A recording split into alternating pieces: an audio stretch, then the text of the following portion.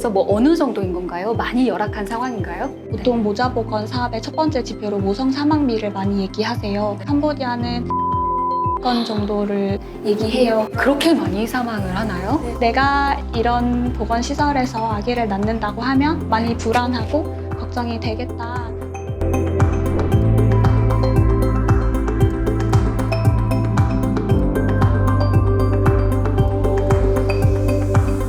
걱정이 되고 이제 선풍기도 없고 에어컨도 없는 곳에서 나는 처음 들어보는 억양의 영어들로 네. 잘 모르는 이제 보건 내용으로 회의를 하시는 거예요.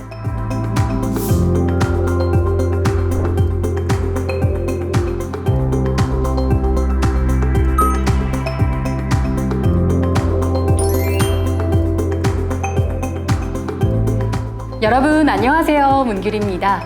여러분 캄보디아 하면 어떤 이미지가 떠오르시나요? 아마 앙코르와트의 일출이나 시아누크비 비치의 아름다운 모습을 떠올리실 것 같은데요. 한때 태국 또 라오스의 나라와 국경을 접하며 크메르 문화를 꽃피웠던 캄보디아. 하지만 가만히 들여다보면 프랑스, 베트남의 지배를 받기도 했고요. 또 킬링필드라는 아픈 역사를 가지고 있는 나라입니다. 오늘은 현지에서 보건의료 분야에서 ODA 사업을 수행하시다가 최근에 국내에 복귀하신 담당자님과 함께 이야기 나눠보겠습니다. 안녕하세요. 안녕하세요. 네, 먼저 자기소개 짧게 부탁드립니다. 네, 안녕하세요. 저는 한국국제보건의료재단 ODA 사업부에 근무하는 장지숙 대리입니다. 네. 저는 캄보디아 사무소에서 2019년 4월 12일부터 2021년 4월 11일까지 2년간 근무를 마치고 최근에 한국으로 복귀했습니다. 네, 꼭 군인이 신고하시는 것 같았어요. 지금 4월에 들어오셨다고 하면 지금 정말 생생하게 현장 소식을 전해주실 것 같은데 오늘 기대를 해보도록 하겠습니다. 자, 일단은요, 먼저 제가 캄보디아에 대해서 제가 얄팍한 지식으로 좀 소개를 해드렸는데 구체적으로 캄보디아란 어떤 나라인지 소개 부탁드릴게요. 캄보디아는 제 기억에는 엄청 따뜻한 나라였어요. 한반도보다는 약간 작고 남한보다는 약간 큰 땅에 인구는 1600만 명, 그러니까 그렇게 많지 않은 인구가 모여 사는 곳이고요. 네. 날씨는 항상 약간 더운 정도이고 한국과 달리 우기와 건기로 이루어져 있었고요. 네. 그리고 인구의 대부분이 농업에 종사하시기 때문에 만약 캄보디아에 가보시면 이렇게 흰 소가 이제 달구지 같은 걸 끌고 네. 다니는 모습을 길거리에서 쉽게 보실 수 있고 아, 또 불교를 국교로 가지고 있기 때문에 네. 이제 주황색 승복을 입은 스님분들도 자주 만나실 수 있을 것 같아요. 보건체계와 관련해서 말씀을 드리면 일반 행정체계와는 별도로 보건행정체계를 두고 있어요. 네. 일반 행정체계 마다 다 병원이나 보건소를 둘 수 없었기 때문에 몇 개를 모아서 별도의 디스트릭을 두고 그런 보건행정 체계를 운영하고 있습니다. 그래서 그런 모습에서 근현대사의 아픈 면모들을 볼 수 있기도 합니다. 그렇군요. 자, 일단은요, 한국국제보건의료재단이잖아요. 우리 많은 분들이 모르시는 분들도 계실 것 같아서 어떤 일을 하는 곳인지 먼저 설명 부탁드릴게요.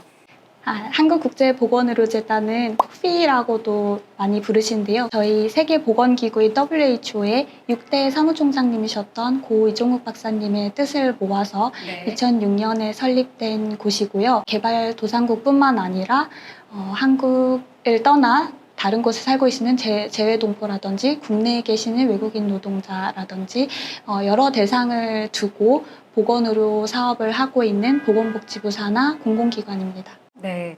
우리가 보통 보건의료 사업이라고 하면 재난 상황에서 의료 구호품을 제공을 한다든지 아니면 감염병 예방을 위해서 접종을 지원한다든지 이 정도로 우리가 좀 지원을 생각해 볼 수 있거든요. 그런데 이 코피의 ODA 사업이 훨씬 다양하다고 들었습니다. 이 코피가 하고 있는 보건의료 지원 사업 어떤 게 있는 건가요? ODA 보건의료 사업의 분야에는 저희가 캄보디아에 있던 모자보건 분야도 있고 감염병 관리라든지 아니면 비감염성 질환인 만성질환 관리 또 응급의료 체계 강화라든지 아니면 컨설팅 사업 중에서도 건강보험 정책 컨설팅이나 병원이 잘 운영되고 관리가 될 수 있도록 하는 컨설팅 사업도 있고요. 또 의료기기가 이제 잘 운영이 돼야 병원도 또 건강하게 돌아가기 때문에 의료기기 관리 체계를 강화하는 사업 또 있고 되게 다양한 분야에서 보건의료 사업을 하고 있습니다. 확실히 다양한 사업을 하고 계시는 것 같은데요. 캄보디아에 계셨잖아요. 네. 캄보디아 사무소는 주로 어떤 사업을 했어요? 캄보디아 사무소는 모자보건 영역에서 오래 사업을 한 사무소입니다. 산모를 돕고 아이를 도와주는 조산사라는 직군이 계신데 조산사를 양성하는 학교를 지원하는 사업을 11년에 시작을 해서요. 그 학교가 있는 바탐방 지역을 대상으로 1차 모자보건 사업을 했습니다. 그리고 바탐방 주변에 있는 다른 도가 이제 뽀사시랑 파일린 도가 있는데 그 세 개 도로 지역을 확장해서 2차 모자보건 사업을 17년부터 21년에 걸쳐서 하고 있습니다. 콕 집어서 모자 보건 사업을 하고 계시다고 말씀하시는 거 보니까 주력 사업인 것 같긴 한데 이렇게 오랫동안 이 사업을 지속하고 있는 이유가 있을까요? 모자보건 사업을 하기로 결정을 하고 오래 한 이유는 어디까지나 협력국의 수요에 기반해서 사업을 발굴하고 추진하게 됩니다. 캄보디아 정부는 보건개발 전략이라는 정책 과제를 두고 특히 4가지의 구체적인 목표를 두고 그것들을 이루어 나가기 위해서 노력하고 있는데요. 그 과제 중에 첫 번째가 모자보건입니다. 모자보건을 개선하고자 하는 강한 의지가 있었고 한국 정부도 그 의지를 따라서 그러한 모자보건 현황을 개선하는 데 동참하기 위해서 모자보건 영역을 선정하고 사업을 추진하게 되었습니다. 네, 말씀 들어보면 캄보디아에서 그런 모자 보건 사업 수요도 많고 또 필요하다는 말씀이신 것 같은데 한국에 비해서 뭐 어느 정도인 건가요? 많이 열악한 상황인가요? 지표로 말씀을 드리면 보통 모자보건 사업의 첫 번째 지표로 모성 사망비를 많이 얘기하세요.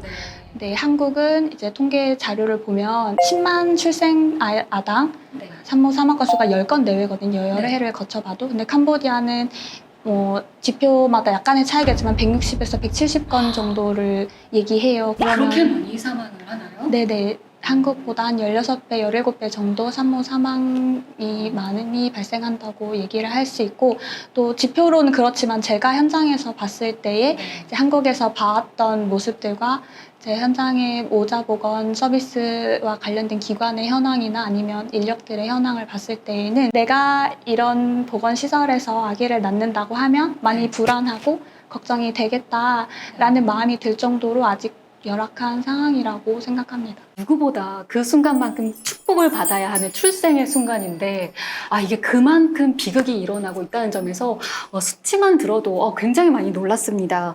그렇다면 이 코페는 이런 상황을 개선하기 위해서 구체적으로 어떤 노력들을 하고 계시나요? 보통 보건 사업이라고 하면 병원에서 특히 모자보건이라고 하면 정말 이제 산부인과 의사가 아이를 받아주는 장면을 상상하기 쉬우시지만 그런 개별 건건들의 어떤 임상을 다루기보다는 그러한 모자보건이 개선될 수 있는 체계 전반을 건강하게 하기 위한 요소들로 사업이 구성되어 있는데요. 예를 들면 내가 임신을 하고 또 건강하게 임신하고 가족 계획에 따라 때때로 피임이 필요할 수도 있고 또 아이를 가지면 충분하게 많은 산전 진찰을 받고 또 집에서 아기를 낳는 게 아니라 시설에서 충분히 교육받은 의료 인력이 주변에 있는 상황에서 아이를 낳아야 되고 또 산후 진찰도 받고 아이들 백신이라든지 이런 일련의 체계들 속에서 그런 필요한 서비스들을 충분히 받아야 그 산모와 아이들의 건강을 보장할 수 있는 거거든요.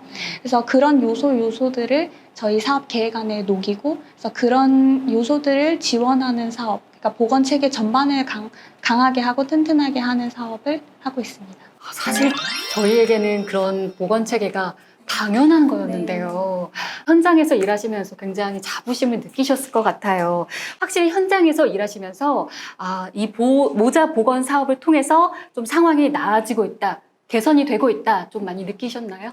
네, 먼저 또 지표로 말씀을 드려보면 예를 들면 산전 진찰을 최소 4번은 받기를 권장하고 있고 산후진찰은 최소 2번은 받아야 되는데 그 지표들이 지속적으로 개선이 되고 있고 또 집에서 아이를 낳지 않고 시설에서 분만하는 비율도 계속 높아지고 있고요.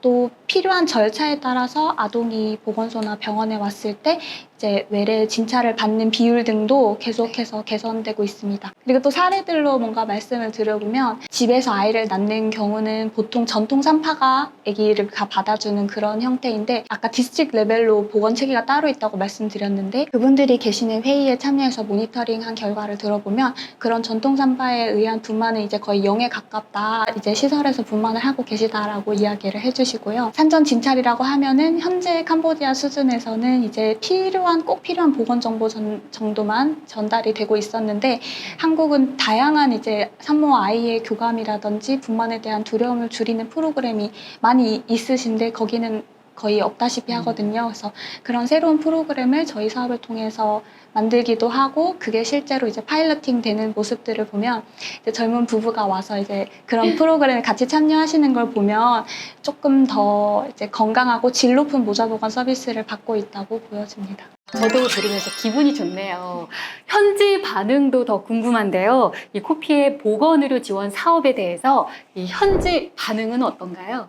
가끔 본부에서도 네. 그런 반응을 많이 궁금해하세요. 특히 네. 그런 지표가 아니라 내러티브한 정말 스토리가 있는 혹시 내용들이 있으면 알려줄 수 있냐 해서 이제 저희의 직접적인 카운터파트라고 할 수 있는 세계도의 사업을 하면 그 도보건국장님과 면담을 하고 인터뷰를 하거나 아니면 WHO 캄보디아 사무소로부터 기술적인 지원들을 많이 받는데 그 WHO 담당자랑 이런저런 이야기를 하면서 사업에 대한 어떤 반응을 들어보면요. 항상 좋아하고 아껴 하세요. 너무 고맙다고. 그냥 이거를 진짜 사업 일로서 하는 게 아니라 항상 옆에 친구처럼 같이 있으면서 일을 하기 때문에 항상 감사해하고 또 편안해 하시고요. 또 가까이 있기 때문에 급한 일이 있거나 할 때는 정말 긴밀하게 이야기를 나누기도 하고 사업을 저희가 여러 이제 도보공국장님을 포함해서 OD 레벨의 관계자가 참여해서 연간 계획을 같이 오랜 시간 협의하고 논의하면서 수립을 하거든요. 그래서 그럴 때에 그 협력국, 그러니까 캄보디아 정부 측의 입장을 충분히 반영되도록 애써주고 노력해주기 때문에 이 사업을 본인들 사업처럼 느끼고 저희가 이제 떠나가더라도 내 사업이기 때문에 내가 더 잘하고 싶은 마음이 든다. 그렇게 이야기를 해주십니다.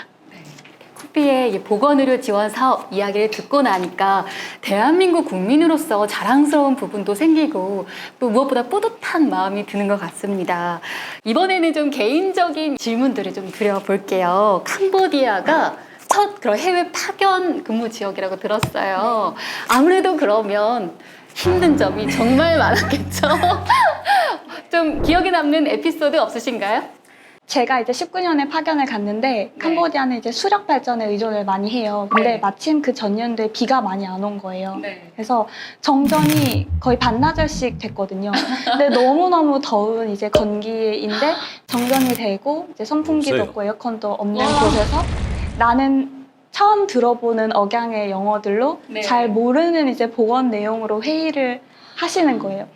그때 이제 많이 고민했죠. 좌절했고 내가 여기서 지금 이러고 있어도 되나. 나는 누구? 네, 나는 누구 여기는 어디 딱 그런 느낌이 들어서 굉장히 그때 많이 마음이 이제 어려웠는데 그 저희 소장님이 캄보디아 바탐방에 오래 계신 이제 소장님이 계시고 너무너무 친근하신 분이거든요.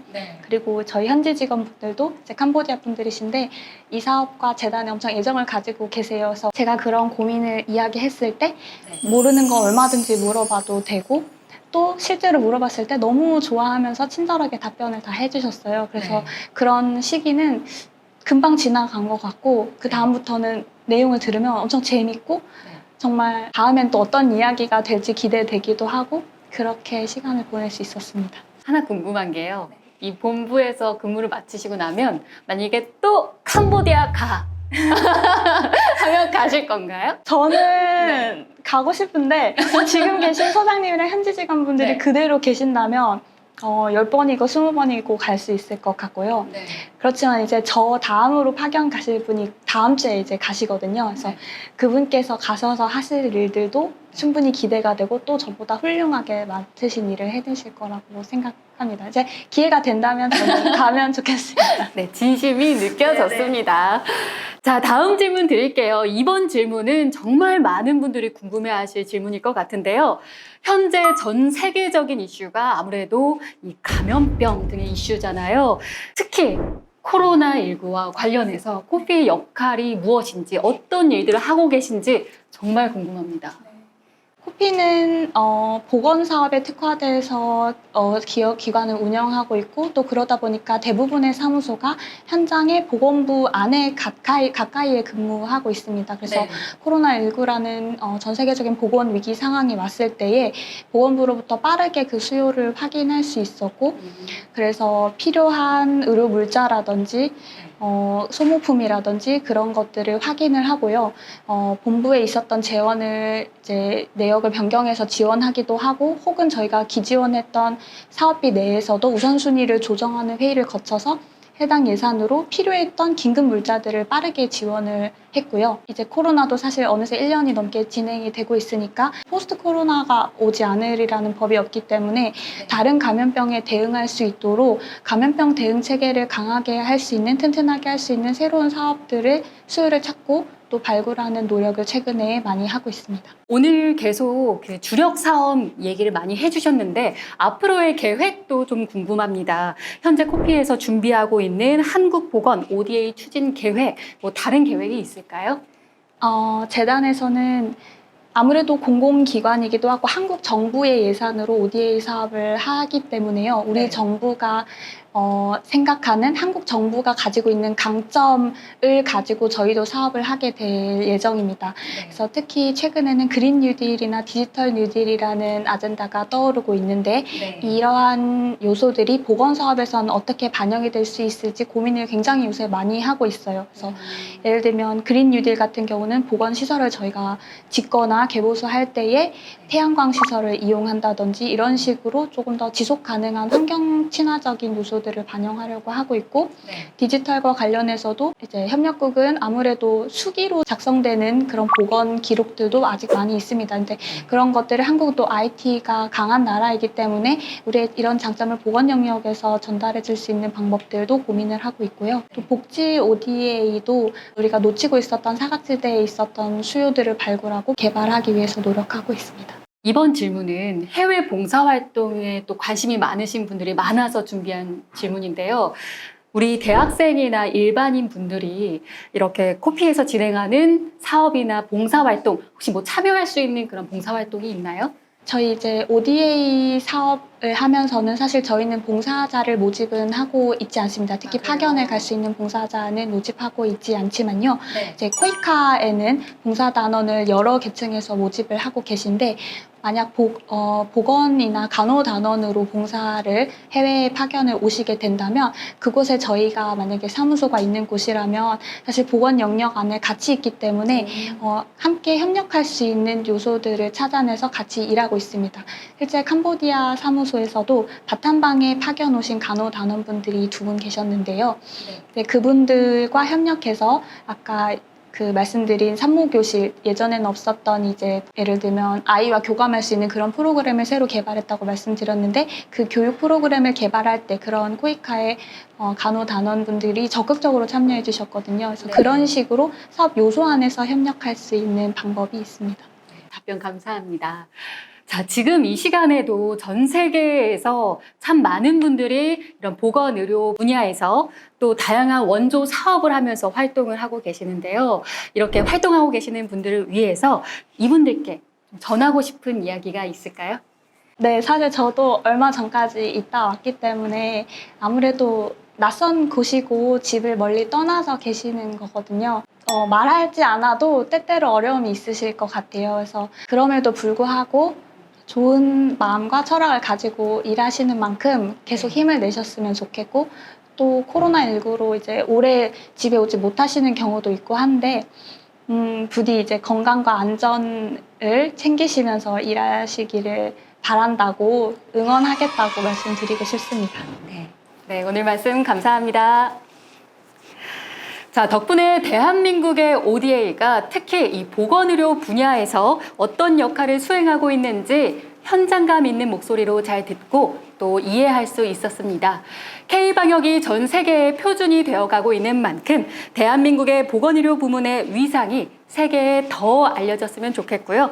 또 세계가 더욱 건강해지는 계기가 되었으면 하는 바람입니다. 자, 지금까지 장지숙 대리님과 함께 했는데요. 오늘 말씀 감사드립니다. 감사합니다.